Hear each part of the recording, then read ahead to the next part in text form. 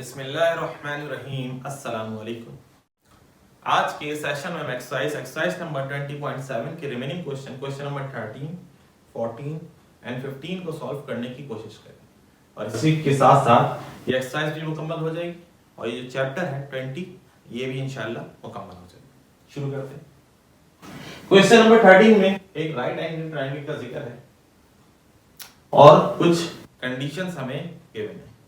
अच्छा, यहाँ पे इसको मजीद आगे सॉल्व करने से पहले ही बता दें, क्वेश्चन में ये मिस्टेक है कि यहाँ पे जो हाइपोटेन्यूज दिया हुआ है 34, वो 34 नहीं, उसको सही कर लीजिएगा, वो 15 सेंटीमीटर। क्लियर?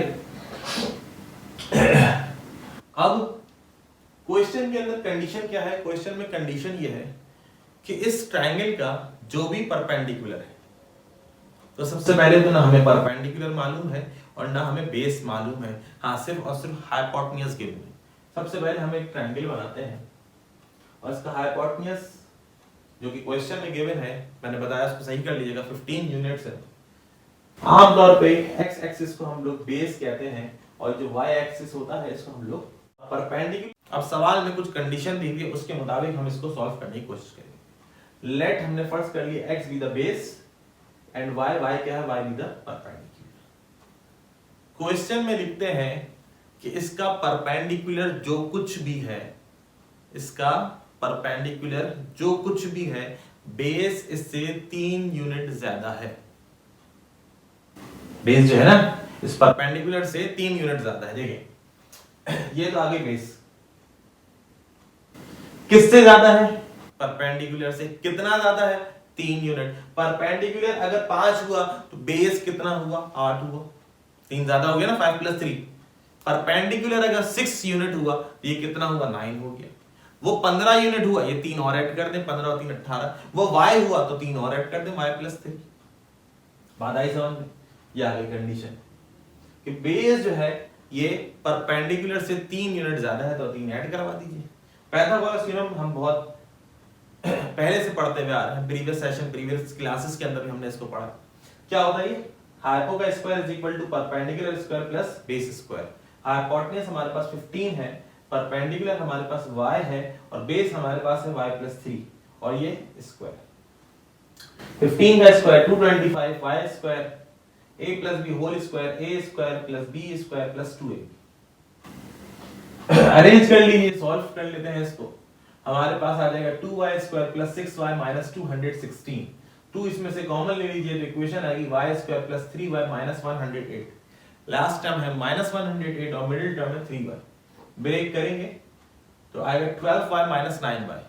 फैक्टर बना लीजिए, y - 9 * y + 12 = 0। जब इसको इक्विलेट कराएंगे तो y की एक वैल्यू आएगी 9 और y की एक वैल्यू आएगी -12। यहाँ मैंने पहले भी बताया था प्रीवियस सेशन में, मैं इसके ऊपर इसके जो कॉन्सेप्ट के अलावा जो इसके स्टेप्स है इसके ऊपर जोर नहीं दूंगा, क्योंकि मेरा काम इस वक्त वर्ड्स प्रॉब्लम करवाते हुए इन इक्वेशन को सॉल्व करवाना नहीं, दरअसल मेरा काम जो है वो इक्वेशन बनाना है। ये बात इसके ऊपर है, मैंने पहले भी गुफ्तगू फरमाई, ये जो स्टेप्स हैं ये आपको आने चाहिए। हमारा काम जो है वो इक्वेशन को सही बनाना जो है, मैं इसलिए खड़ा हूं कि मैं आपको इक्वेशन का सही बनाना जो है वो सिखा दूं।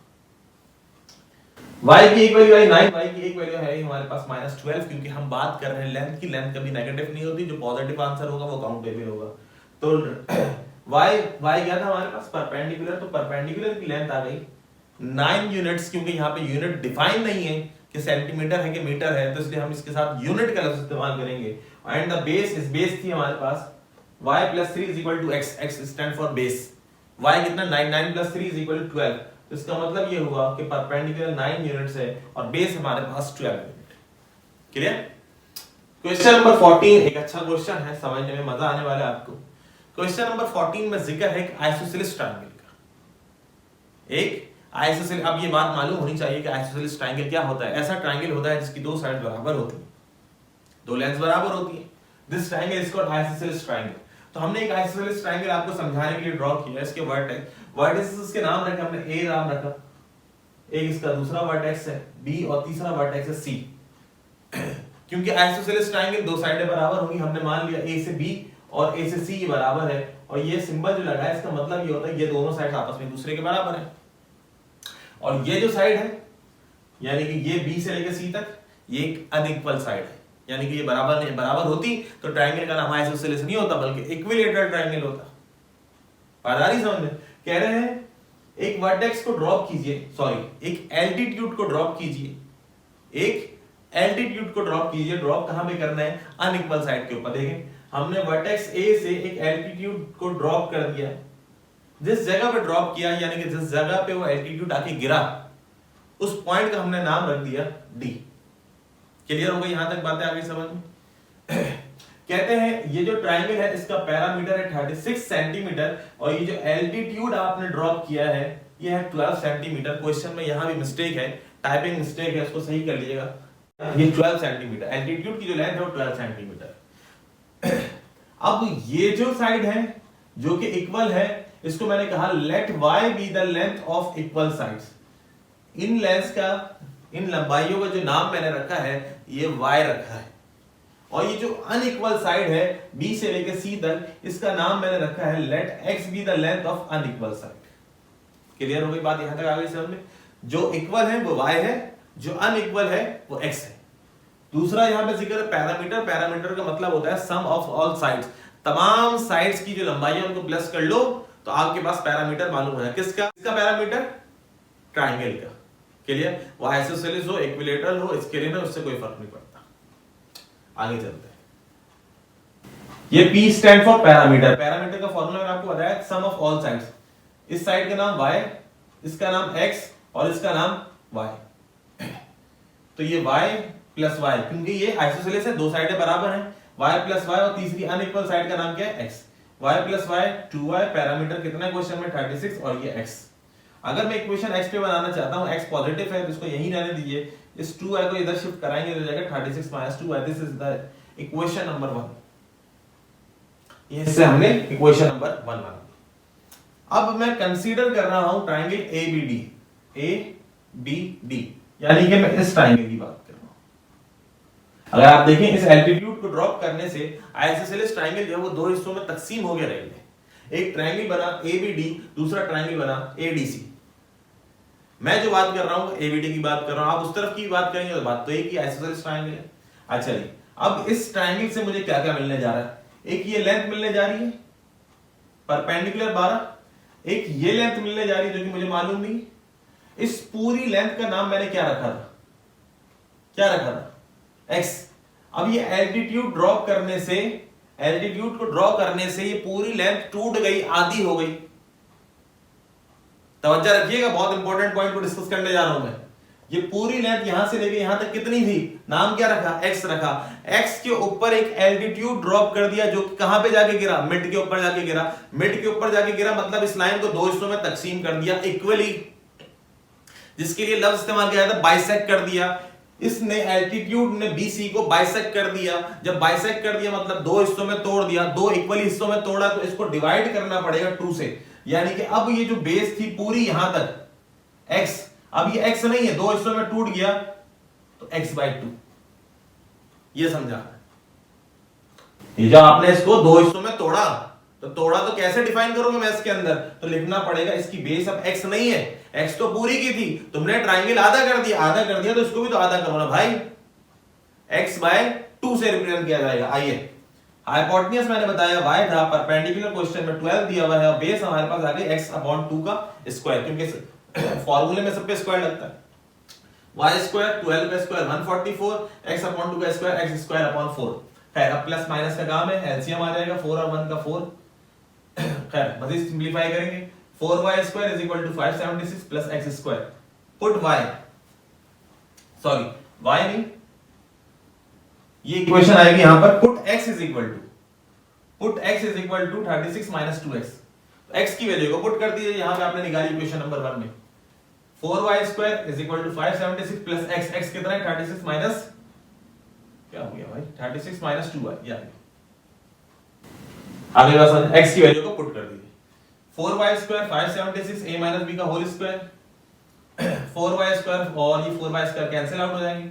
144y = 1872, इसको कैंसिल आउट करेंगे तो आंसर आ जाएगा 30। y आ गया हमारे पास 30। What is y? Let y be the length of equal side. तो इसका मतलब एक जवाब नहीं, दो जवाब आ गए। दो साइड्स की लेंथ मालूम हो गई हमें, कितने की? 2। ये भी y था, ये भी y था, ये भी 13, ये भी 13, तो पीछे क्या रह गया? x रह गया। x निकालने के लिए इसमें रख दीजिए y की वैल्यू, तो x आ जाएगा। पुट इन इक्वेशन 1, 36 माइनस कितना है 13, 2 into 13 26, 36 minus 26 which is equal to 10 centimetre. इसका मतलब क्या हुआ? इसका मतलब ये हुआ जो अनइक्वल साइड है उसकी लंबाई 10 सेंटीमीटर है और जो इक्वल साइड है उसकी लेंथ जो है वो 13 सेंटीमीटर है।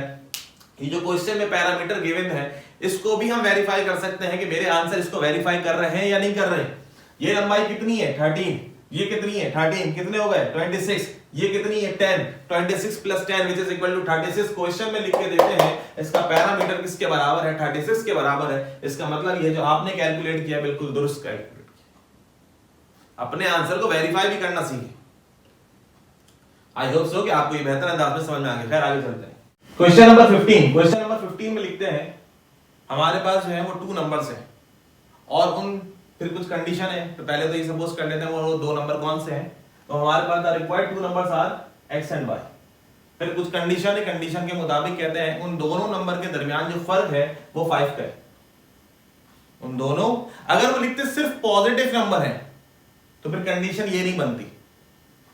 बात आ रही समझ में? उन्होंने जनरल एक बात लिखी है, दोनों नंबर के दरमियान जो फर्क है वो 5 का है, तो उसको ऐसे रिप्रेजेंट किया जाएगा x minus y is equal to 5। और वो कहते हैं दोनों पॉजिटिव नंबर्स हैं तो एक नंबर x होता, अदर नंबर x plus 5 होता। बात आ रही है समझ में? खैर यहां पर हमारे पास एक कंडीशन है x the difference between 2 numbers is 5। इसको मजीद सॉल्व करें, -5 को उधर ले जाए, +5 हो जाएगा। And the difference of their squares, in numbers का जो स्क्वायर है उनका डिफरेंस यानी कि फिर माइनस, वो बराबर है 275 के। ये जो x की वैल्यू आपने यहां से फाइंड आउट करी है इसको पुट कर दें यहां पर। इक्वेशन नंबर नाम नहीं दिया, आप दे दिए इक्वेशन नंबर 2 x, तो x की जगह पे 5 plus y minus y is equal to 275। a plus b whole square, a square plus b square plus 2ab। ये प्लस का y स्क्वायर, ये माइनस का y स्क्वायर कैंसिल आउट हो जाएगा 10y। ये प्लस 25 is equal to के बाद लेकर आइए -25। 275 minus 25 which is equal to 250। 0 से 0 कैंसिल आउट हो गए, 1y is equal to 25 यानी कि y की वैल्यू आई हमारे पास 25। एक नंबर मालूम हो गया, दूसरा नंबर मालूम कर रहे हैं, मालूम कर लेते हैं भाई। इस y की वैल्यू को पुट कर दीजिए इस इक्वेशन में। x is equal to 5 plus y, y कितना 25, 25 plus y which is 25 plus 5 which is equal to 30। अभी देख लीजिए कंडीशन वेरीफाई हो रही है। x minus y 30 minus y, y कितना 25, 30 minus 25 which is equal to 5। इसका मतलब ये जो हमने x और y की वैल्यू कैलकुलेट करी है वो बिल्कुल दुरुस्त है। इसी के साथ साथ यहाँ पर हमारी एक्सरसाइज नंबर 20.7 अपने तमाम तर क्वेश्चन के साथ बेहतर अंदाज में समझाने की कोशिश की गई। यहाँ पर हमारी एक्सरसाइज 20.7 भी मुकम्मल हुई और इसी के साथ साथ chapter number 20 theory of quadratic equations भी बेहतर अंदाज में होंगे। इंशाल्लाह अपने नेक्स्ट सेशन में नेक्स्ट न्यू चैप्टर के साथ जल्द आपके सामने हाजिर होंगे। अपना बहुत सा ख्याल रखिएगा। अल्लाह हाफिज।